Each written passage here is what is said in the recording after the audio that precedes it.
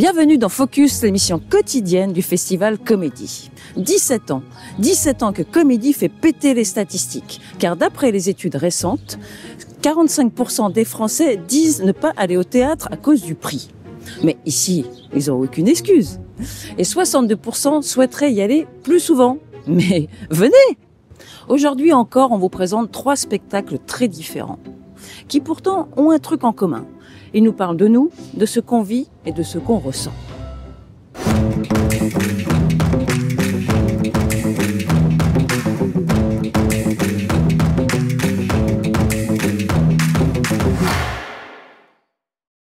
Comment devenir un être humain? Aujourd'hui, cette quête d'identité passe par la question du genre.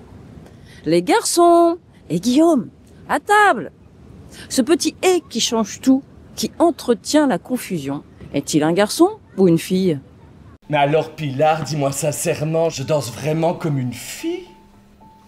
Si. Merci Pilar. Tu n'imagines pas ce que ma mère va être heureuse. Les garçons et Guillaume, à table!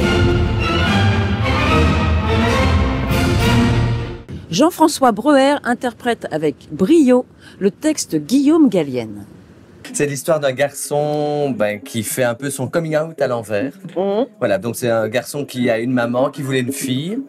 Et pour plaire à sa maman, pour que sa maman puisse lui dire « je t'aime », un jour, il fait tout pour que sa maman lui dise « je t'aime », en fait. Oui, c'est ça. Ce que je comprends pas, là, c'est que dans ton histoire, là, c'est que ton mec, là, il est 100% hétéro. C'est ça. Oui. Alors que si j'ai bien compris, toute sa famille est persuadée qu'il est 100% homo. C'est bien ça. Oui. Alors qu'il est 100% hétéro. C'est ça. Oui. Ben, qu'est-ce qui nous le prouve? Ben, de quoi? Ben, qu'il est 100% hétéro. Hein, comment est-ce qu'il peut le savoir, le spectateur, qu'il est 100% hétéro, puisque toute sa famille est persuadée qu'il est 100% homo? Il cherche à être homosexuel pour plaire à sa mère et pour plaire à la société qui a décidé qu'il était homosexuel, pour arriver enfin à découvrir sa sexualité et de dire simplement, je veux juste être moi. Putain de bordel de merde, que je vais t'éclater ta gueule de bâtard, mon enculé de ta race! Mais moi, si je fais ça, je vais mourir.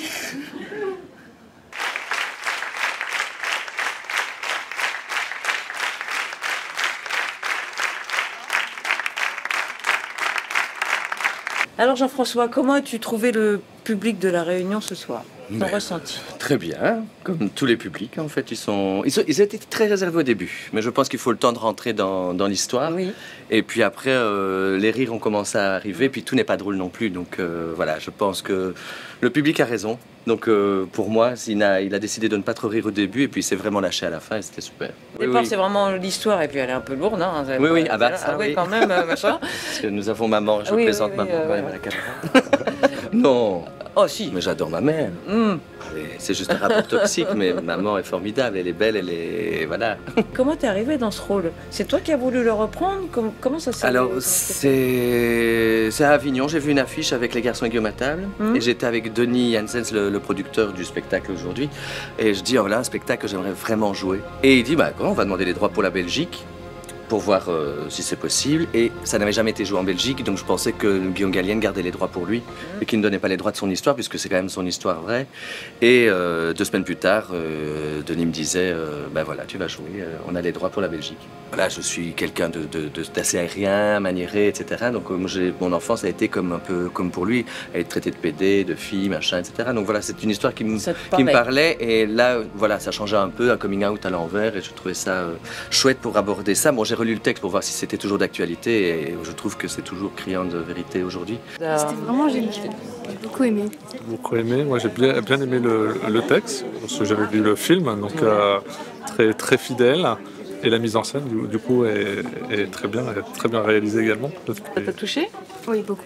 Est-ce que sa mère, elle ressemble à la tienne? Non. Non, je rigole.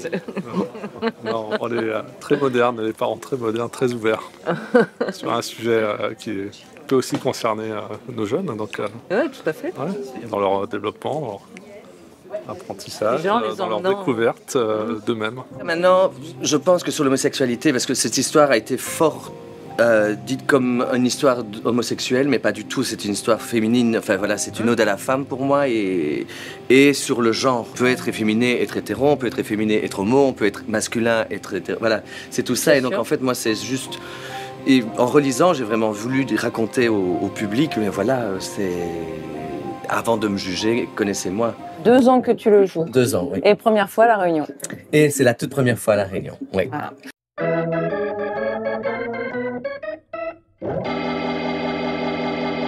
Ton regard faisait merveilleux que j'ai pleuré de bonheur.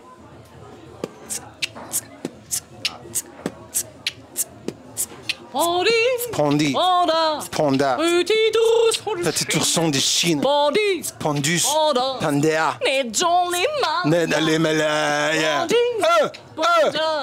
Tu serais pas une victime, non? Pandis, Panda est au polo.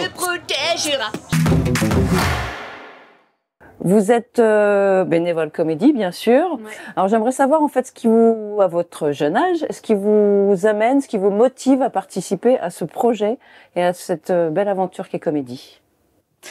J'habite en Allemagne et je suis passionnée de théâtre. J'adore le théâtre, j'en fais beaucoup là où j'habite. Et j'aurais dû faire un échange avec La Réunion quand j'étais à l'école, mais c'est tombé à l'eau à cause du Covid et du coup là, ça me permet de combiner les deux choses, le voyage à La Réunion et le théâtre.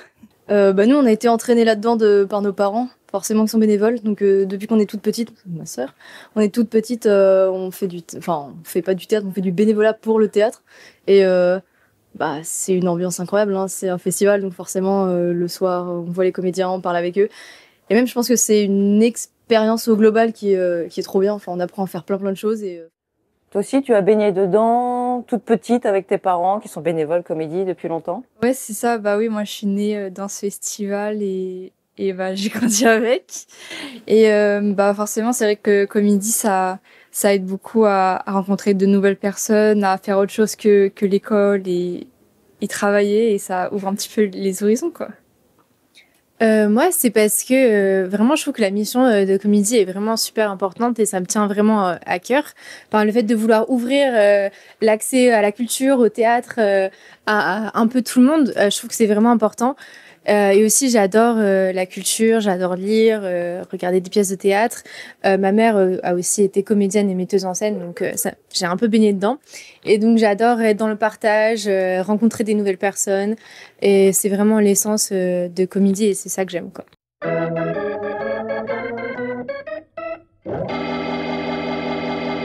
Nous sommes avec la compagnie La Bagasse qui a présenté ce soir le spectacle Casting, donc un spectacle d'impro. Et c'est à vous. Dis le comédie, comédie, le comédie, comédie, le comédie, comédie, le comédie, comédie, le comédie, comédie, le comédie, comédie. Moi ce que j'aime, oh comédie, comédie. Moi ce que j'aime, oh comédie, comédie. C'est qu'il y a de la comédie, comédie. C'est qu'il y a de la comédie, comédie. Oh comédie, comédie. Comédie, comédie, oh comédie, comédie, oh comédie, oh comédie, comédie, oh comédie, comédie. La femme à qui rien n'arrive. Une femme, une machine à laver et quelques patates. Elle signe un contrat avec un commercial spécialisé en production de choses qui arrivent. Attention! Vous vous sentez plate comme une semelle. Et réponse A. Vive comme une bouteille en plastique oubliée dans une décharge. Est-ce que le personnage c'est un peu toi? Alors, il y a une dame à Avignon qui m'a demandé si c'était autobiographique, mais d'une manière très premier degré. J'ai éclaté de rire. Un peu toi, peut-être. Oui, évidemment. C'est un peu nous tous. C'est un peu nous toutes et tous, ouais, j'ai l'impression, parce que même si il y a des natures très différentes d'elle, il y a parfois des petits moments dans la vie où on a l'impression que c'est fini, quoi. T'es là pour accueillir la chose qui viendra quand elle voudra. Ne pas lui mettre la pression, déculpabiliser la chose. Comment réagissent les gens à toute cette absurdité? Ben moi, des fois, là, par exemple, ce soir, c'est très bizarre. Il y a des flux. Il y a des flux. C'est jamais pareil une représentation. Je sens que les gens, ils sont un peu comme ça. Alors il y a des rires. Il y a toujours une très belle écoute.